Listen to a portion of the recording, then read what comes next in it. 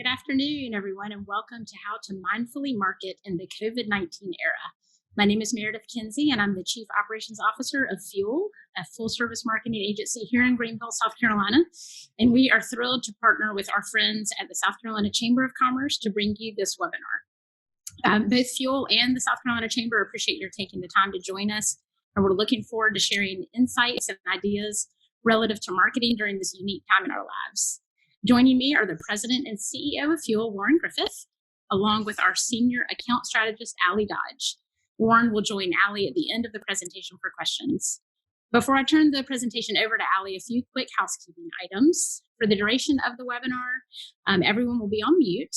As mentioned, there will be time for questions after the presentation, so we encourage you to use the Q&A pane to submit any questions you may have as we go along. Our presentation will last approximately 30 minutes and will be followed by this Q&A period. We will also have a couple of polls along the way to gain live feedback, which we hope will be valuable information to everyone on the webinar. Finally, the presentation itself will be made available as well after the webinar ends. So with that, thank you again for being here, and I will turn things over to Allie. Great, thanks Meredith, and once again, welcome everybody. I'm going to share my screen here, and we will get started. All right.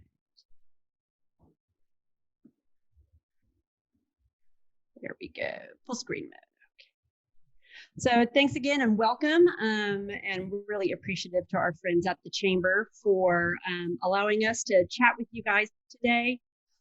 This is a very interesting period of time that we're all in, and I think the Chamber's done a great job of leading all the members through the early weeks where we were dealing with some real basic needs of our own businesses when it came to labor and when it came to the CARES Act. And so I'm hoping that as we see the light beginning to form at the end of the tunnel, we're ready to start talking about marketing, what we've learned so far, and what we hope to continue to pursue moving forward.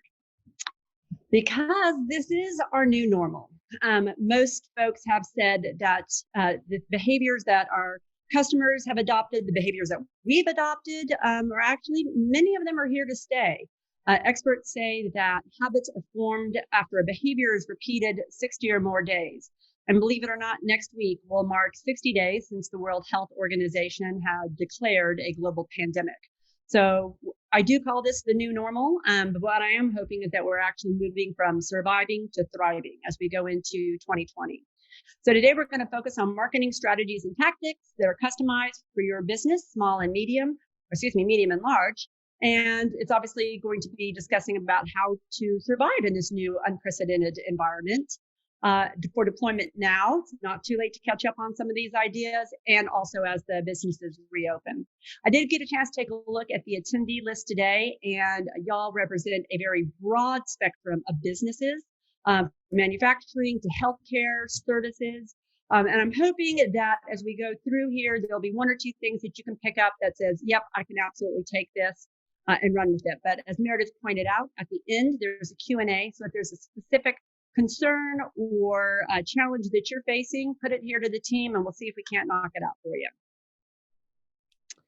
This is all about communication through crisis. And right now, as marketers and as businesses, how we communicate is as important as what we say. And it's important that we have a very steady, thoughtful, intentful hand as we guide our internal customers, our employees, and our external customers and clients through this really crazy time. But it's also an opportunity. It's an opportunity to cement longstanding relationships and to support each other in this new economy. And then eventually some of the practices that we have in place today could potentially influence and impress new clients on down the road. There we go. So I'm going to cover 5 strategies today. Be nimble, be creative, be present, be smart, and be prepared. I'll hit the first one. But before we do that, let's take a poll. And our friends at the Chamber will pop a poll up here. We want to see live how you guys are doing. So my first poll for you guys this afternoon is on a scale of 1 through 5. How confident are you with your marketing plans moving forward? With 1 being not confident at all, 3 somewhat confident, and 5 very confident. And I'm going to give you guys a few minutes to, not minutes, but seconds. We've got about 20 people who have responded so far. We'll keep ticking away till I feel like we're kind of running out of steam. Looks like you guys about halfway there, a little more than halfway there, 60% voted. And I'm seeing some consistent results on my end. Right now, about 71% of you are feeling somewhat confident. And I think that probably reflects, how we're certainly feeling here at Fuel and how our clients are feeling as well. So that sounds very familiar.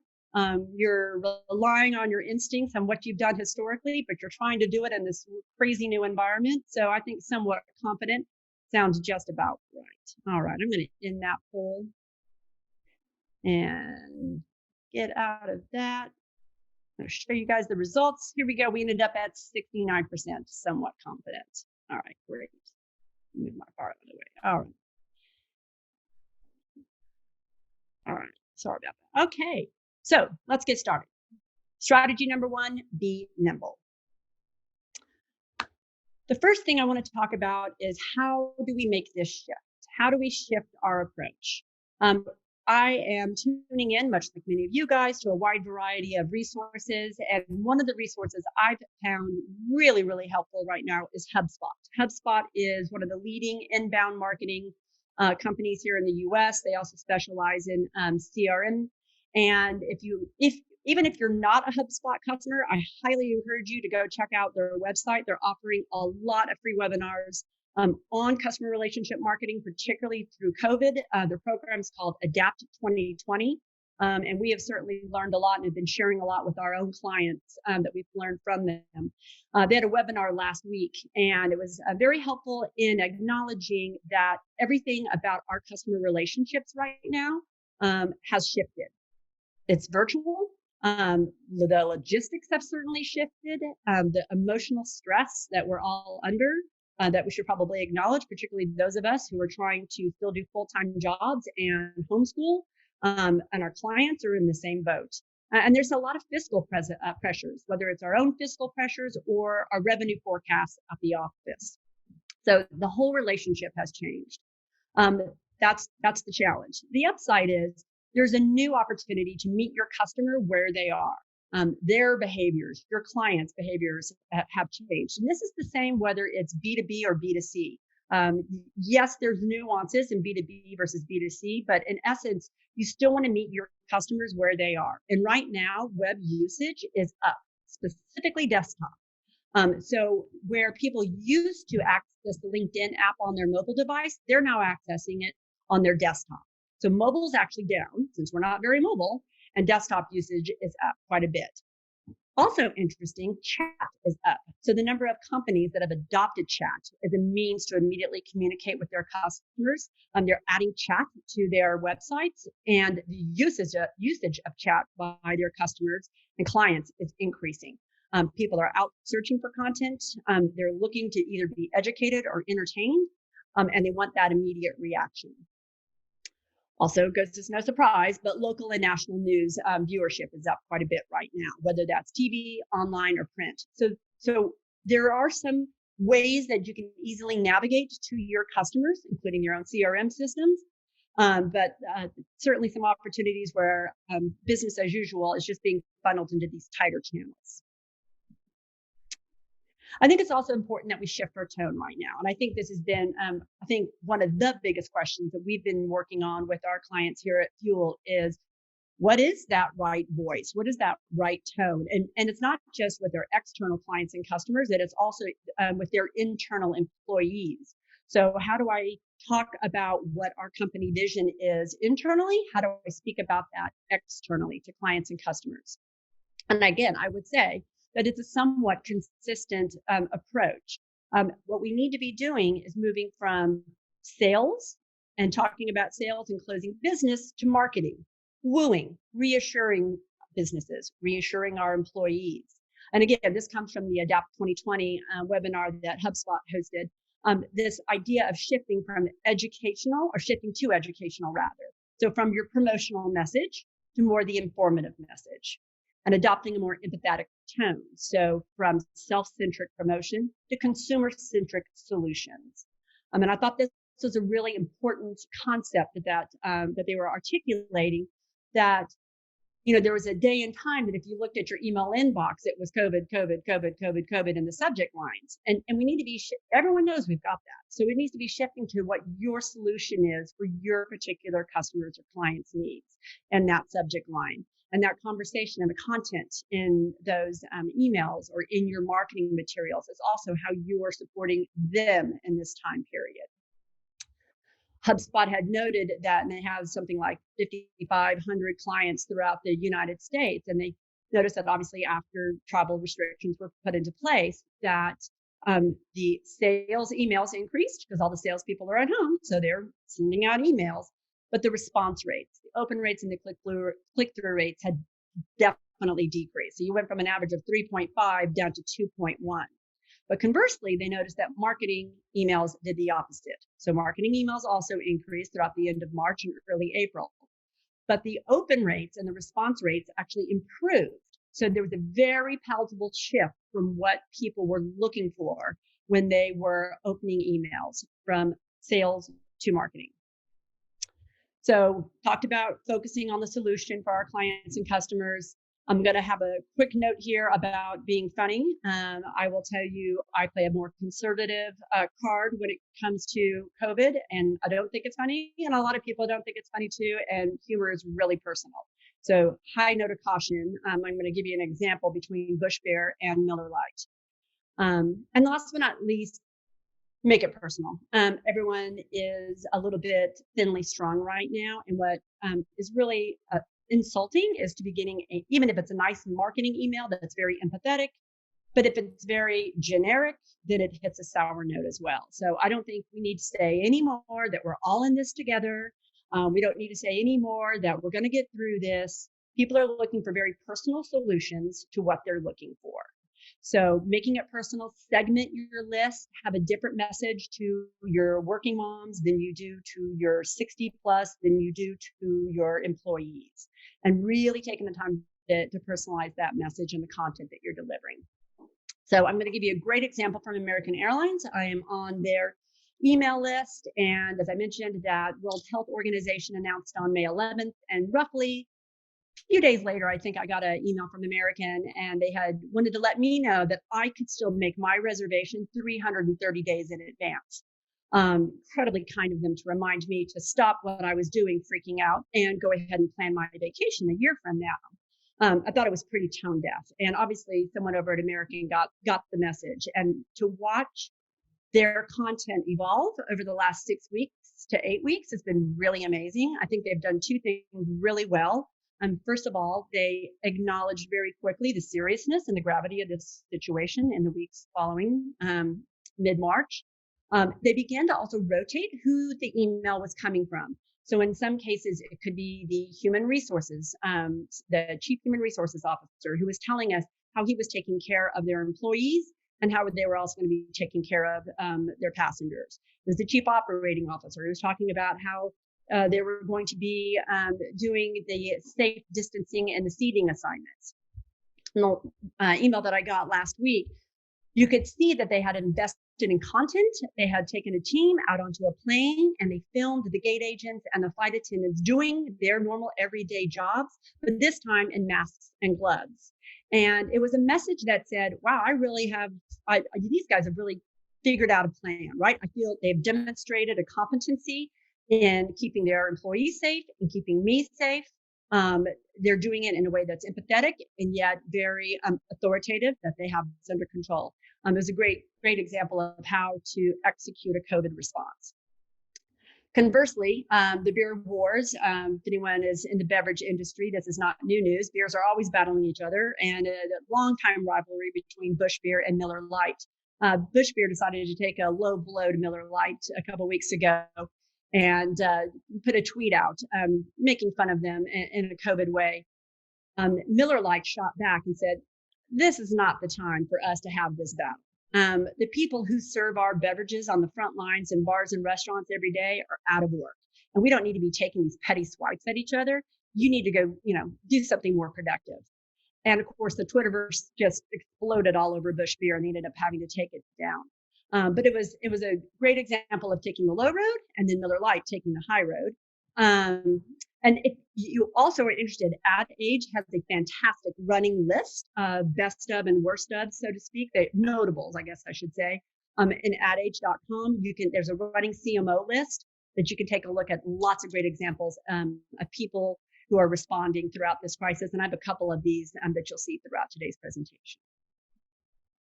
Okay, strategy 2, be creative. And poll number 2. All right, our friends at the chamber will pop our poll up. And all right, company spending and marketing. So has your company cut your spending plan, shifted your spending plan, maintained the same spending and planning, or increased marketing spending in your marketing plan? Oh, it's pretty even mix so far right now. We've got about 33% of the vote in, so we'll give you guys a little bit more time. All right, so we got about 50% of the vote in. Looks like we're slowing down a little bit. All right, how about a 3, 2, 1 if you haven't? Oh, a few more last minute folks jumping in on this. All right, I'll go ahead and end it now because this has been a pretty consistent movement plan. So the majority, 43% shifted the marketing plan. And I definitely saw those polls kind of fight with each other a little bit, going back and forth and back and forth. So secondly, some folks have maintained the same marketing plan, 37%. And then, but like I said, 43% have shifted the marketing plan. All right, well, shifted is good because that's what we are hoping to hear, because that's what we are recommending. Let's talk about this. All right. So be creative. We don't want to be in a cave. We want to be out there with our customers and clients. These are some ideas of how we can do that. This first tactic I call pay it forward. When times of crisis occur in our culture and our society, humans become very interconnected emotionally very quickly. And I call that the human economy. And how your company can participate now in this human economy is going to set you up for success later. And that's whether how you are participating in that economy internally with your employees, as well as externally with your customers and clients. Got some examples of that. It's another great opportunity for you to purposefully and intentionally check in with your clients' lines of business right now.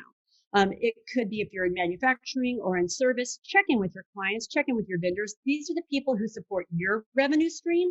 How can you help them and their revenue stream? What are they struggling with? And get ahead of any particular stoppages in revenue, as possible. If there's something you can do to help one of your customers who pays you money stay in business, then by all means, let's do that. And then check in with the nonprofits that you are already probably aligned with. Many of you, as part of your company ethos and community commitment, have nonprofits that you support.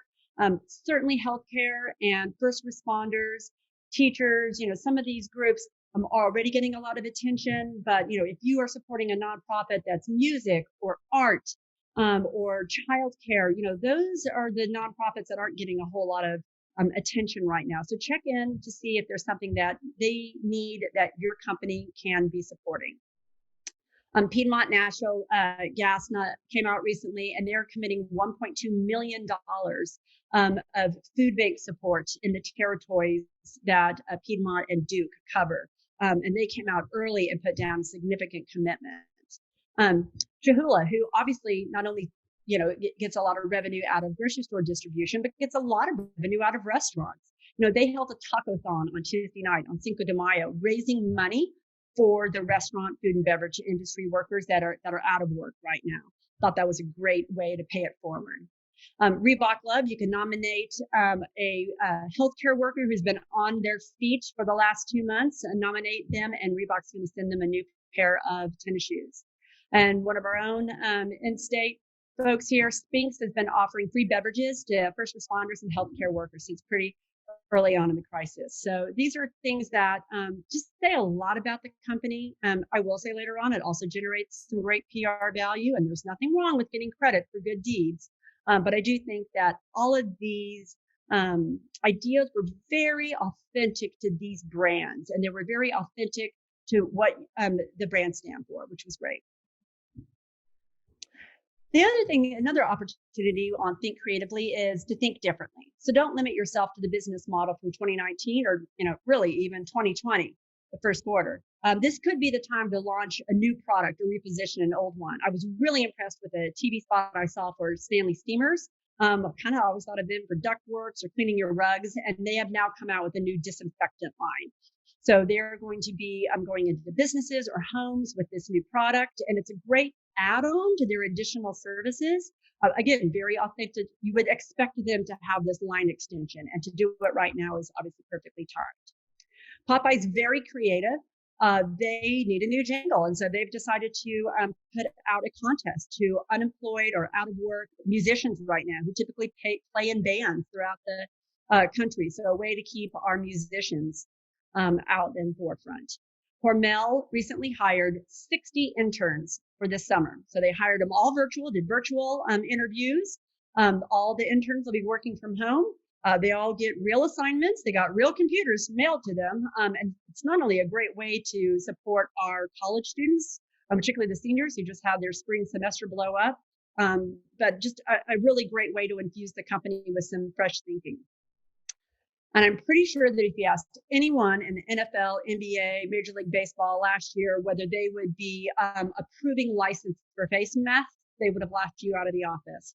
And yet this is a great way to support your favorite team. So very creative ideas coming out of times of crisis. Strategy 3 is be present. We saw earlier, luckily most of you guys have just shifted your marketing dollars versus cutting them, which is good, because the reality is we can't grind to a cold stop. We're going to have to keep moving forward in this new normal. So coming to terms with the virtualness of where we are. Obviously, you guys are attending a webinar today. Go back and talk to your sales teams. How many of them have created webinars? How can your marketing teams help your sales teams create those webinars? What do your customers need? As far as webinars are concerned. This is a huge opportunity to create new content behind the scenes. I mentioned the idea from American Airlines earlier, creating content of their employees wearing masks and gloves. But what could you be doing? If you're in manufacturing, maybe you've got a new robot, or you've re-engineered the process line, or you want to show employees and clients how you have created social distancing in your plants. Get out there and create some new content. Everyone also is looking for entertainment and edutainment, educational entertainment. So if you're a chef or a restaurant or a food service, how can you show off a great new recipe that you've been working on, or what used to be a fan favorite in the kitchen? We've got real estate development clients that are doing virtual tours with clients right now using Marco Polo. That Marco Polo app's amazing for doing virtual tours. Very intimate, one-on-one video texting back and forth. And there's great examples with fashion shows and classes. One of my favorites is DoubleTree Hotels. They're known for their chocolate chip cookies when you come in and are there at the registration desk. And early on, they said, you know what? Everyone's missing their chocolate chip cookies right now. We're missing you as our guests. We're going to give away our chocolate chip cookie recipe. And it has a pound of butter to start off with. Ingredient number 1. It's amazing. That recipe got viewed 250,000 times, was passed around, and the PR value they received off of sharing that recipe was enormous. I think they did it because they thought it was sweet. Maybe they did it because they thought it was strategic, but it was a great way to execute a COVID campaign. We don't want to lose ground. It's not the time to go completely dark. And even if you've shifted, do keep some marketing dollars in this time and place right now. We're going to talk about how to put those into play. But going completely dark is just going to make restarting back up that much more challenging. It is a great time to negotiate marketing deals. I spoke about the fact that media usage is up. Ironically enough, media advertising is not, or web advertising is not. So the media shift is not keeping up with the actual usage, which means that your ROAS, your return on ad spend, is incredibly good right now. So go in, make some deals in those channels. Out of home, print, radio, they're all been dramatically hit. And if those are mediums that you normally do business in, then get your third and fourth quarter buys done now. We're working right now on a client on a social influencer campaign, and I was shocked as we reached out to the influencer that before I even started the negotiating process, the influencer said, "Oh, and by the way, we're willing to deal. I'll do 15 to 30%," which tells me he could do 50%. So people are interested in making some deals. So definitely start to fish around. If you've got a great story with your customers, if you've been doing webinars, you've been reaching out, you've been supporting your customers and clients, now's a great time to reach back to past customers and say, "Hey, I miss you. I've been working with my clients over here and we're truly trying to make something successful. You want to come back in? Let me know." But if you've got a good story, be sure you don't just keep it with your existing customers. You can warm up some leads. And as I mentioned, it's a great time for PR. The mass consumption of news content right now is causing the editors and the journalists to be in this frantic search on a regular basis for stuff to continue to fill their pipeline. So a little bit, even if you have a small story, they can perhaps take your nugget and weave it in with some other nuggets to create a bigger story. It doesn't only have to be a solo feature on you. You can be part of a larger story. Section 4, be smart. Focus on your customer. Focus on your existing customer. If you have to shift dollars, if you have to scale dollars, now's the time to strengthen the relationship with the existing customers by focusing on retention, acknowledging and appreciating them for putting time and money into your organization or into your business, and rewarding them on future relationships. So if you're a retail marketer or retail operation listening today, BODO is the new BOGO, which is buy one, donate one. Hush Puppies is doing it right now. There's lots of really great examples in the retail space of BODOs going on. Manufacturing. It's a great time to reach back out to some of your clients and your customers. Hey, I know you're struggling. We're struggling. What have you got going in the pipeline? How about I give you an hour with our research and development team? Are you struggling with your supply chain? How about we do a brainstorming with our director of logistics? How can you take your intellectual property and your thought leadership and give it as bonus time to your customers? Again, unsticking their pipeline keeps your pipeline moving as well. If you've got some big contracts out there that haven't yet closed because of the uncertainty, what kind of bonuses or incentives can you be providing these potential clients in order to get them signed, keep them moving? In the service sector, how can you share supplies with top customers? Even creating your own little barter economy. How do you take this client over here and introduce it to that client over there, where these two now can begin to share some services? And obviously, if you've got some product out there, people are shopping around, they're researching, they're looking for deals, you're going to have to be competitive. Again, not trying to be too tacky or promotional, but, be empathetic. I know it's a risk. I know you're putting out some money that you may be uncomfortable with. Here's a free trial period. Let me show you a free virtual demo. And then prioritize investments. You noted earlier about the shifts that a lot of people are making. So for those dollars that are still in play right now, this is the perfect time to reallocate those funds for maintenance. Optimizing your website for SEO. We talk about it all the time. We never seem to get to it. This is the time to optimize for SEO. If you're a service or a retailer, how do you improve your ratings in Google or in Amazon? How do you invest in new content? We've talked about that today. We talked about segmenting your database to better target your messaging and being more personalized. If any of you guys are Salesforce customers, I know Salesforce right now is really focused on this during this time period. They realize that the more personalized the message, the better. They are there to help you automate your marketing message. So this is a great time period to have your marketing team really do some blocking and tackling and some maintenance. Purge those cold dead leads out of your email list. It doesn't matter how many emails you have in your list. It only matters how many people are opening and how many people are engaging. So if someone hasn't opened your email in a year, get them out. Improve your conversion scores.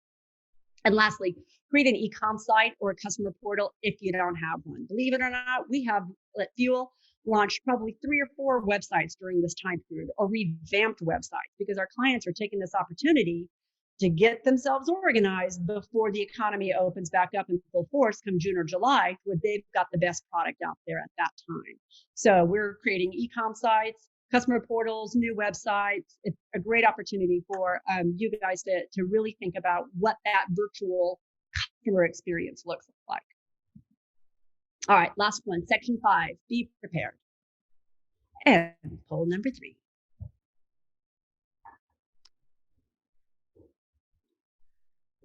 Okay. My company, A, has created a modified 2020 revenue plan and forecast. B is working on a modified plan and forecast, is waiting to see what happens. Or D is pretending this is all a very, very bad dream. Hopefully no one actually hit. Oh, but someone did. All right. Right now we got about 35% of the votes in. 45%. Looks like we've got some really good proactive people. All right. Slowing down a little bit. I've only got about half in, but I'm going to go ahead and end it to keep us on time. All right. All good? Oh, couple more late arrivals. All right. I'll go ahead and take it out. All right. And here we go. So impressive. It looks like about a quarter of you guys have already modified your 2020 plan and forecast, while about 2/3 are in the process of modifying it right now, which is great. But obviously there's still some folks who are in that wait and see mode. That means they haven't necessarily backed off of their revenue goals. So that's not a bad thing. Waiting to see what happens puts you in a very powerful position. And I too am also thinking this is a very bad dream. All right, we're going to talk about that. All right. All right, be prepared. COVID-19 2.0 is coming your way. Most of the pundits are saying that it's not an if, but a when. If it's going to happen this fall or if it's going to happen next winter. But I think that, most crises we don't see coming. The 2.0 version of this crisis, we're going to see it coming. We've got too many pollsters out there, too many politicians, too many health and safety people who are on top of this, that we're going to know it's coming. So rarely do you have a chance now to prepare for what's about to happen, but now's the time to audit. What would you do differently? If you knew now, if you knew then what you know now, what would you do differently? What product? Let's start now. What product or process or service could you provide in an event that we're going to be shut down again? Let's start with your employees and your teams. Talk to them right now while it's fresh. What worked? What didn't work? And servicing all the clients' business. And then turn around and ask your clients the exact same thing. What things can we be doing better for you? And maybe not right now, but like in June, say, hey, I want to take you out to coffee. I want to find out what could I have done better. If this comes around again, how can I continue to support your line of business so that you're able to support my line of business? Because we all know this is probably going to come back. All right, a lot of information. I really appreciate you guys sticking with us so far. I have 3 key takeaways. There's a lot out there, some in our control, some not. Just prioritize a few things off this list. Prioritize the things that you can control, the things that are going to set you up for success later on this year. Focus on the key existing client relationships. How can you help them? And that will help you. And then concentrate all those marketing investments, things that your marketing and sales teams can be working on now, that again is going to set you up for success later on in 2020. All right, because if opportunity doesn't knock, you're going to have to build a door. So I appreciate you guys. Thanks so much. It's been a pleasure. I think what we're going to do right now is I'm going to stop sharing my screen and we're going to open it up to some Q&As with Warren and Allie.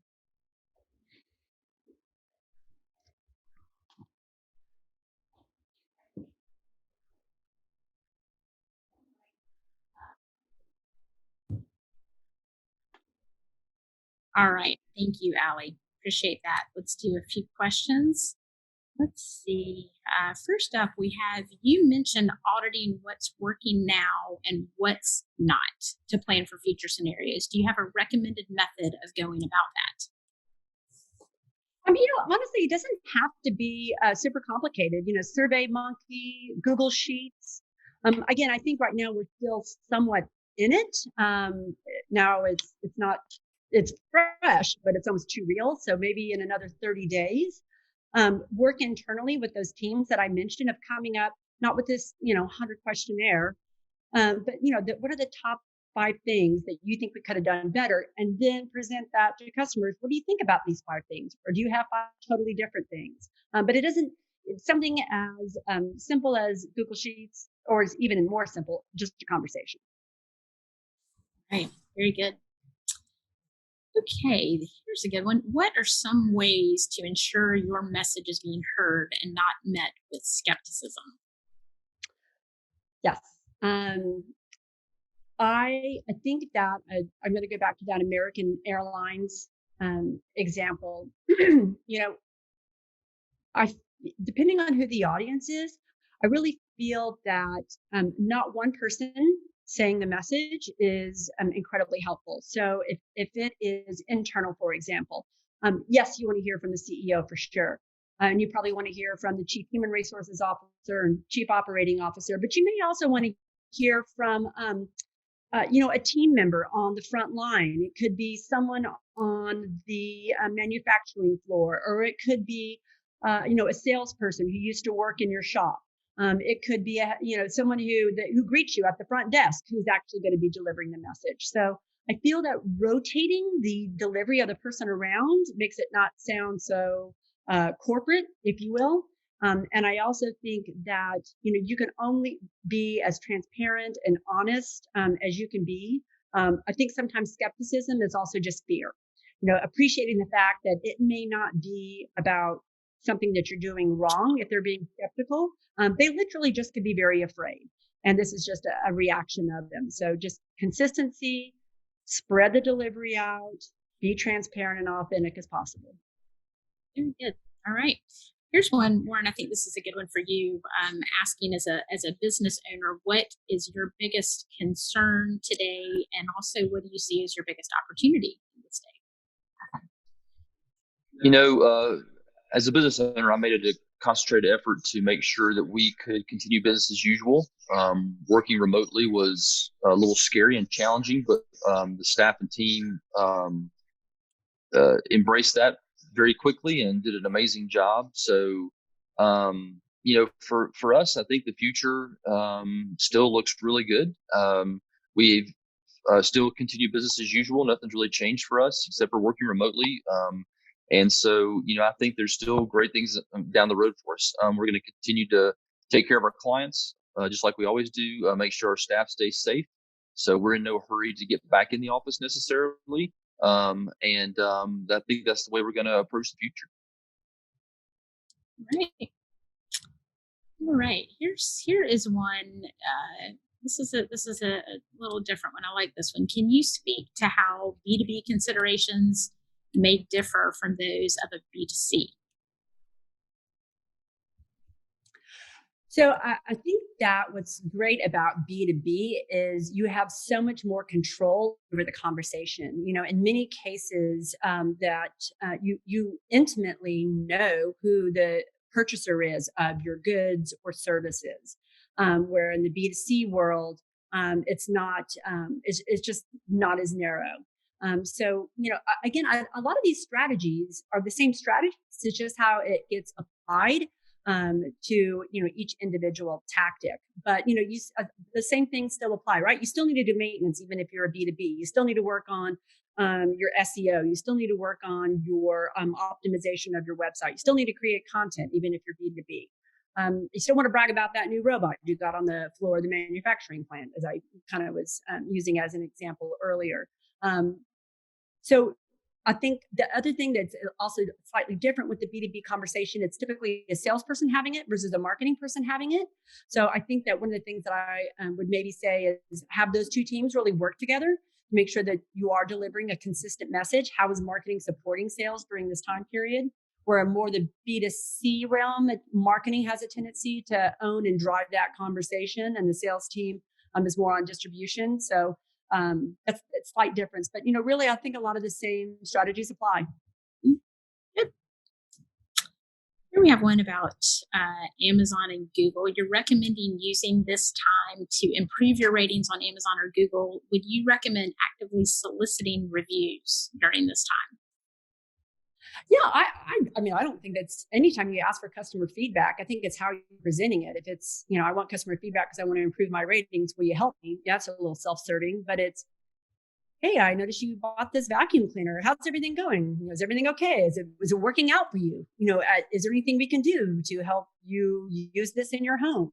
And so it's a matter of how you do it. It's kind of said at the top of the hour. It's not what you say, it's how you say it. So if you come at it as a empathetic, I want to support you.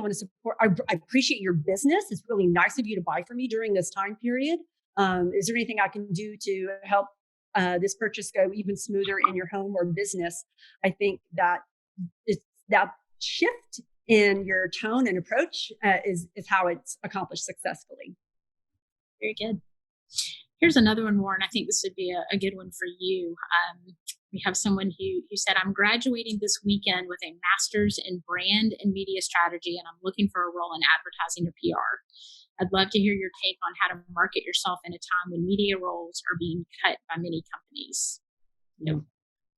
Yeah, I mean, it's definitely a very difficult time right now. I feel for anybody coming out of college. I mean, I know the job market doesn't look good.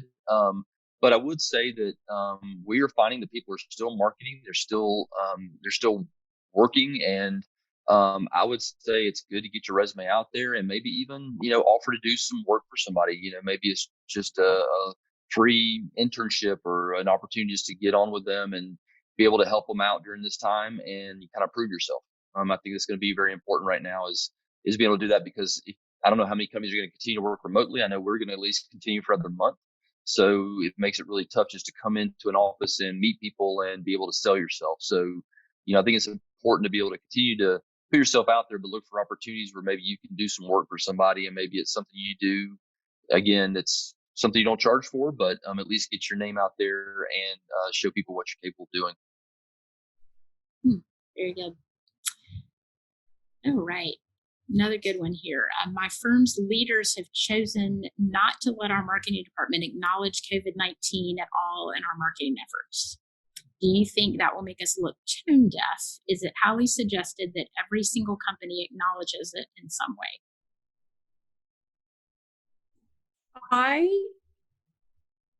Here's what I would say.